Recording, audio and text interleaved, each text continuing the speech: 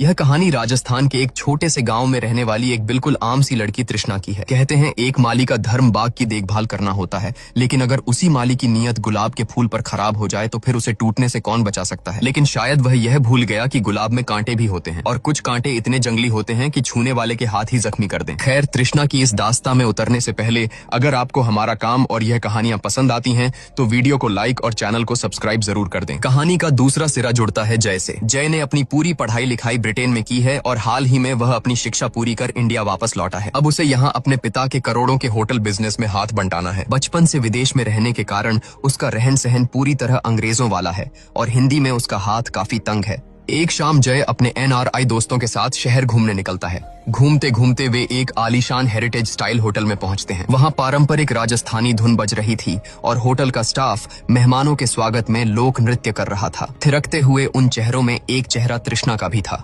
Dance खत्म होने पर जय की नजर तृष्णा पर पड़ती है। वह उससे बात करने आगे बढ़ता है। बातों बातों में उसे पता चलता है कि तृष्णा यहाँ परमानेंट नहीं बल्कि एक टेम्परेरी वर्कर है। उसकी उम्र महज 19 साल है। घर के हालात ऐसे थे कि स्कूल के बाद वह आगे की पढ़ाई नहीं कर सकी और काम में लग गई। होटल की शिफ्ट खत्म होने के बाद जब तृष्णा अपनी एक साथी के साथ पैदल घर लौट रही थी, तभी रास्ते में जय और उसके दोस्त उन्हें दोबारा मिल गए। उन्होंने अपनी गाड़ी रोकी और दोनों लड़कियों को लिफ्ट ऑफर की। उन्होंने शराफत दिखाते हुए तृष्णा और उसकी दोस्त को उनके घर तक सुरक्षित छोड़ दिया। अगर यह मुलाकात यहीं तक सीमित रहती तो शायद सब कुछ ठीक रहता, लेकिन सामान्य गति से चल रही तृष्णा की जिंदगी में बहुत जल्द कुछ ऐसा होने वाला था जो उसकी दुनिया को एक अलग ही दिशा में ले जाने वाला था। उधर तृष्णा के पिता सब्जियों के ट्रांसपोर्ट का काम करते हैं। उनके पास अपनी एक पिकअप वैन है। उस वैन की किश्तें भरने के लिए उन्हें कोल्हू के बैल की तरह खटना पड़ता है। वे सुबह मुंह अंधेरे घर से निकलते हैं और देर शाम को ही लौटते हैं ताकि परिवार का गुजारा चल सके। वह एक मनहूस सुबह थी। तृष्णा के पिता पिकअप वैन में सब्जियां भरकर मंडी की तरफ जा रहे थे। वैन के पिछले हिस्से में सब्जियों को संभालने की जिम्मेदारी तृष्णा पर थी। पिता लगातार काम करने की वजह से थके हुए थे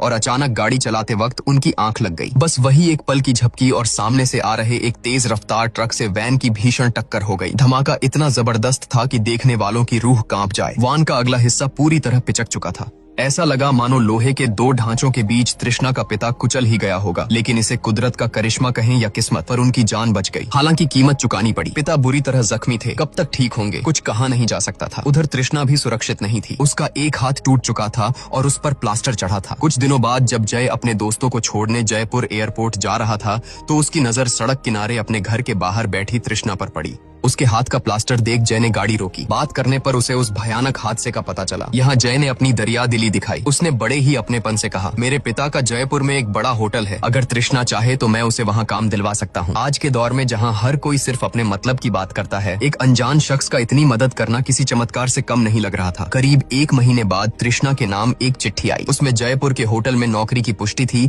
और साथ में आने जाने के किराए के लिए 500 रुपए भी रखे थे। तृष्णा के लिए यह फैसला आसान नहीं था। एक अनजान शहर, एक अजनबी पर भरोसा, लेकिन गरीबी और परिवार की भूख ने डर को पीछे छोड़ दिया। पिता का इलाज और घर का खर्च चलाने की मजबूरी उसे घर की दहलीज पार करवा ही लाई। वह बस से जयपुर पहुंची। बस स्टैंड पर जय खुद उसे अपनी मोटरसाइकिल पर लेने आया था। उसने तृष्णा का सामान बस स्टैंड के लगेज काउंटर में यह कहकर रखवा दिया कि बाद में मेरा ड्राइवर आकर ले जाएगा। इसके बाद शुरू हुआ एक अजीब सफर।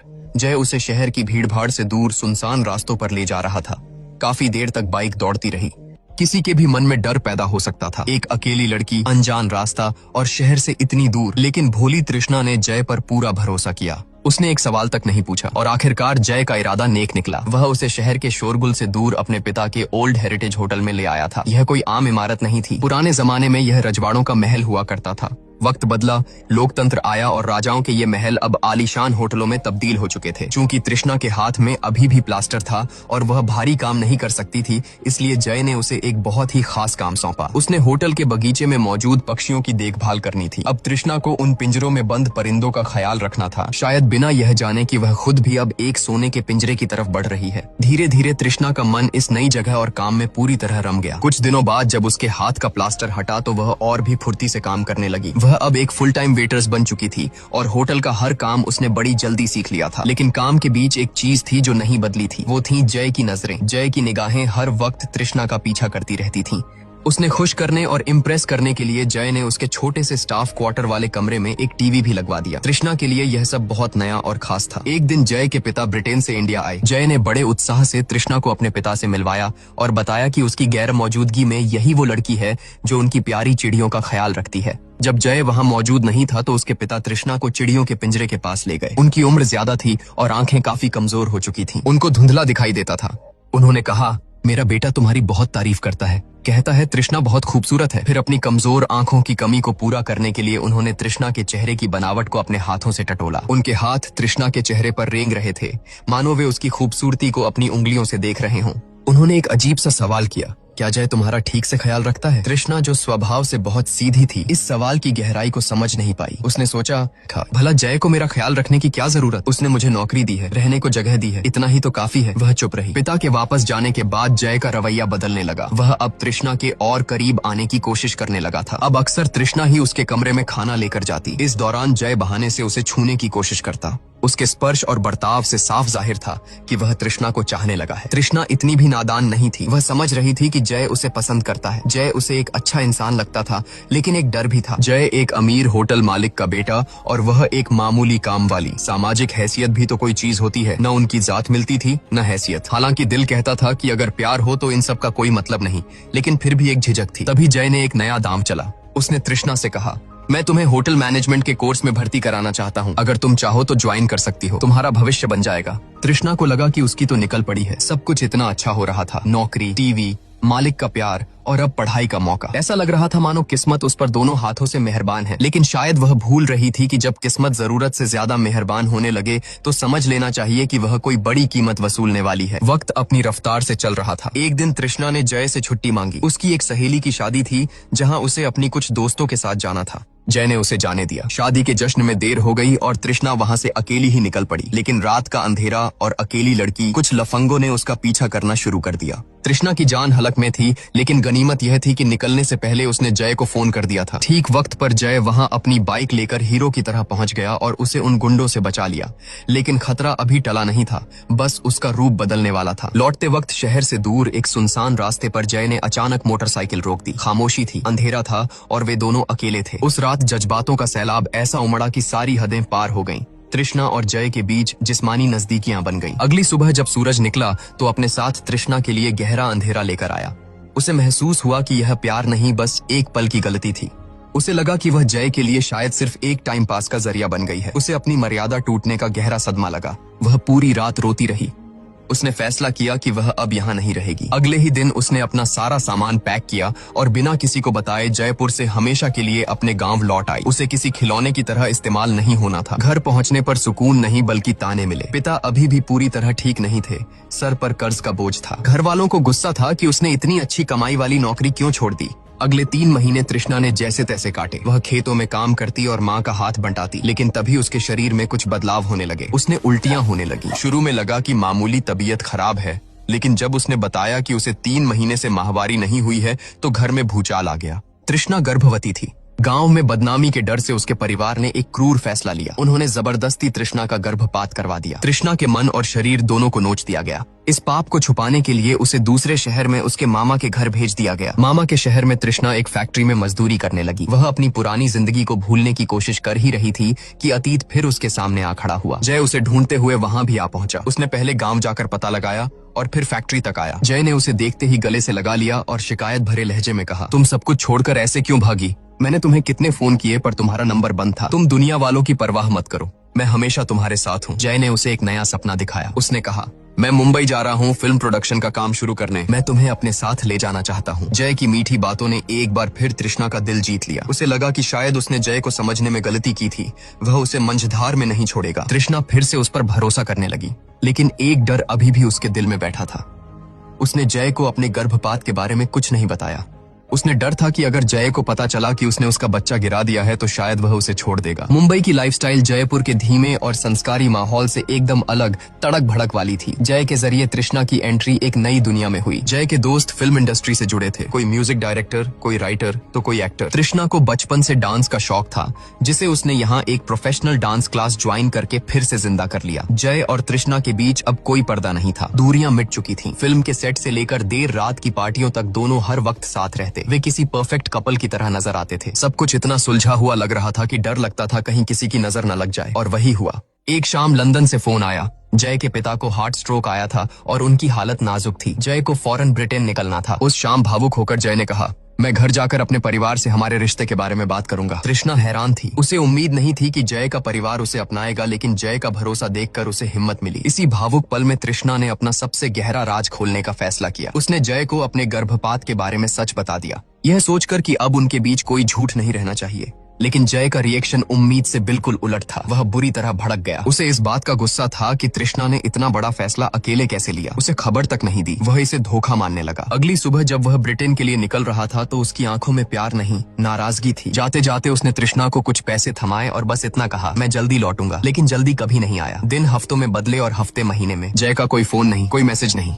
अगले महीने मुसीबत बनकर मकान मालकिन आ खड़ी हुई। उसने बताया कि घर की लीज खत्म हो गई है और अगले हफ्ते नए किराएदार आ रहे हैं। जय ने उसे बताया तक नहीं था कि लीज खत्म होने वाली है। मजबूरन तृष्णा को वह घर छोड़ना पड़ा। वह अपने डांस ग्रुप की सहेलियों के साथ एक छोटे से फ्लैट में शिफ्ट हो गई। अब तृष्णा के दिमाग में कड़वे ख्याल आने लगे थे। उसे लगने लगा कि जय ने उसका इस्तेमाल किया है। राजस्थान में वह उसे पसंद आ गई तो नौकरी का झांसा देकर रिश्ता बनाया। मुंबई में लिव इन की तरह रखा और जब मन भर गया या मुसीबत आई तो उसे दूध में पड़ी मक्खी की तरह निकाल फेंका। क्या वह उसके लिए सिर्फ हवस मिटाने का जरिया थी? क्या वह प्यार सिर्फ एक नाटक था? तृष्णा अपनी टूटी हुई हिम्मत समेटकर जिंदगी में आगे बढ़ने की कोशिश कर ही रही थी कि कुछ महीनों बाद जय का फोन आया। जब वे मिले तो जय ने माफी मांगी। उसने सफाई दी कि वह पिता की बीमारी में इतना उलझा था कि संपर्क नहीं कर सका। जय ने बताया कि पिता की हालत बहुत खराब है और उसे अब जयपुर जाकर पुश्तैनी फैमिली बिजनेस संभालना होगा। उसे हमेशा के लिए मुंबई छोड़ना होगा। फिर जय ने अपना प्रस्ताव रखा। उसने कहा, मेरे लिए तुम्हें वहाँ परिवार के सामने ले जाना या शादी करना अभी मुमकिन नहीं है, लेकिन मैं तुम्हारे बिना रह भी नहीं सकता। तुम मेरे साथ चलो, मैं तुम्हें अपने होटल में फिर से नौकरी दे दूंगा। यह प्यार का इजहार कम और सौदा ज्यादा लग रहा था। वह उसे साथ तो रखना चाहता था पर पत्नी बनाकर नहीं, बिल्कुल दुनिया की नजरों में एक मुलाजिम और बंद कमरे में अपनी प्रेमिका बनाकर। अब तस्वीर साफ हो चुकी थी। जय का प्यार महज एक छलावा था। वह तृष्णा से शादी करने वाला नहीं था, न ही उसे उससे कोई हमदर्दी थी। तृष्णा उसके लिए सिर्फ टाइम पास का एक खूबसूरत खिलौना बनकर रह गई थी, एक रखेल। जय के अंदर का वह सभ्य इंसान मर चुका था। अब वह तृष्णा के साथ सिर्फ अपनी हवस मिटाता था। जो प्यार और सम्मान मुंबई में था वह जयपुर के इस महल में दम तोड़ चुका था। जय अक्सर कामसूत्र की किताबें पढ़ता और तृष्णा पर नए नए प्रयोग करने लगा था। जब पारंपरिक कपड़ों से उसका मन भर गया तो उसने मुंबई से उसके वेस्टर्न कपड़े मंगवा लिए। उसने मॉडर्न कपड़े पहनाकर वह उसे अपनी पर्सनल लैप डांसर की तरह नचाता। तृष्णा की रूह कांप जाती थी, लेकिन वह बेबस थी। उसे पता था कि भागने का कोई फायदा नहीं। पिछली बार जब वह भागी थी तो जय ने उसे पाताल से भी ढूंढ निकाला था। अगर इस बार भागी तो वह फिर आ जाएगा। उसने समझ आ गया था कि इस पिंजरे से निकलने का अब एक ही रास्ता है। एक रात अपनी हवस शांत करने के बाद जय बिस्तर पर बेफिक्र लेटा था। तृष्णा की आंखों में अब आंसू नहीं बल्कि एक ठंडी आग थी। वह चुपचाप किचन में गई और सब्जियों को काटने वाला एक बड़ा और धारदार चाकू उठा लाई। दबे पांव वह कमरे में लौटी। जय की आंखें बंद थीं। तृष्णा ने एक पल के लिए भी नहीं सोचा। वह धीरे से उसके ऊपर चढ़ी और पूरी ताकत से वह चाकू जय के सीने में उतार दिया। जय की आंखें फटी की फटी रह गईं, लेकिन तृष्णा वहां से नहीं हटी। वह तब तक वहां जमी रही जब तक जय के शरीर की आखिरी हरकत बंद नहीं हो गई। आज शिकार ने शिकारी का शिकार कर लिया था। कांपते हाथों से तृष्णा ने अपना सामान पैक किया और उसी रात वहां से भाग निकली। वह सीधे अपने गांव अपने पिता के घर पहुंची। रास्ते भर उसे लगता रहा कि पुलिस की गाड़ियां सायरन बजाते हुए उसके पीछे आ रही होंगी, लेकिन अजीब बात थी, अगला पूरा दिन बीत गया पर कोई पुलिस, कोई पूछताछ करने वाला वहां नहीं आया। यह तूफान से पहले की शांति थी जो उसे अंदर ही अंदर खाए जा रही थी। अगली सुबह तृष्णा ने अपने छोटे भाई बहनों को स्कूल छोड़ने का बहाना बनाया और घर से निकल पड़ी। अपने साथ उसने वही चाकू छिपा रखा था जिससे उसने जय की जान ली थी। वह गांव से दूर रेगिस्तान के एक सुनसान रेत के टीले पर जा चढ़ी। वहां बैठकर वह काफी देर तक शून्य में घूरती रही। उसकी आंखों के सामने बार बार जय का वह आखिरी चेहरा आ रहा था। मरते वक्त उसकी आंखों में जो हैरानी और दर्द था, वह गिल्ट अब तृष्णा को जीने नहीं दे रहा था। उसने डर था कि पुलिस आज नहीं तो कल उसे पकड़ ही लेगी और तब उसके परिवार की कितनी बदनामी होगी। आखिरकार उसने अपना फैसला ले लिया। न रहेगा बांस, न बजेगी बांसुरी। उसने एक गहरी सांस ली और उसी चाकू को अपने पेट में घोंप लिया। रेत पर लाल रंग फैलने लगा। जिस माली ने गुलाब को मसलने की कोशिश की थी वह तो मारा गया, लेकिन उस गुलाब ने भी खुद को कांटों से छलनी कर लिया। तृष्णा की कहानी जो एक उम्मीद के साथ शुरू हुई थी, आज इस रेत के टीले पर खामोशी के साथ दफन हो गई। इस दर्दनाक कहानी का असली विलेन आप किसे मानते हैं? जय की हवस को, तृष्णा की गरीबी को, या समाज के उस डर को जिसकी वजह से तृष्णा ने जान दे दी? कमेंट करके बताइए कि इस मौत का जिम्मेदार कौन है। और इसी तरह की फिल्मों का एक्सप्लेनेशन देखते रहने के लिए हमारे चैनल झटपट बॉलीवुड को सब्सक्राइब करना न भूले। धन्यवाद।